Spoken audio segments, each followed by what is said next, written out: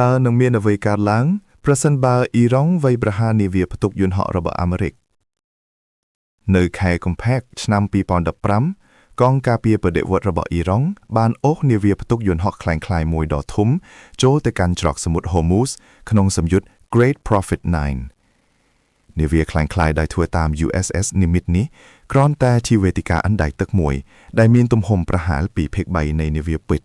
ហើយមានគំនូរយន្តហោះប្រយុទ្ធលើផ្ទៃលើទូកល្បឿនលឿនជាច្រើនបានព័ទ្ធជុំវិញវាបាញ់រ៉ុកែតនិងកាំភ្លើងយន្តនៅចម្ងាយជិតបន្ទាប់មកមីស៊ីលប្រឆាំងនាវាបានបាញ់បុកនិងបំផ្លាញរចនាសម្ព័ន្ធនោះ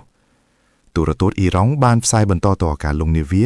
ដោយអះអាងថាពួកគេបានបំផ្លាញនាវាផ្ទុកយន្តហោះអាមេរិកប៉ុន្តែអ្នកវិភាគមិនសូវចាប់អារម្មណ៍ទេគោលដៅនោះគ្មាននាវាការពារគ្មានប្រព័ន្ធការពារហើយមិនអាចផ្លាស់ទីដោយខ្លួនឯងបានផង